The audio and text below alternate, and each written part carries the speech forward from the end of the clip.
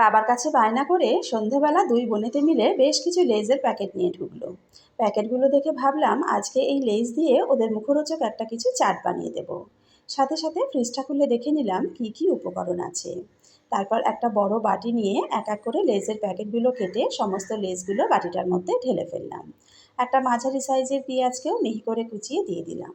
বীজ ছাড়িয়ে একটা টমেটোকেও কুচি করে দিয়ে দিলাম। ফ্রিজে একটু শসা ছিল, খোসা ছাড়িয়ে সেটাকেও বেশ কুচি করে দিয়ে দিলাম।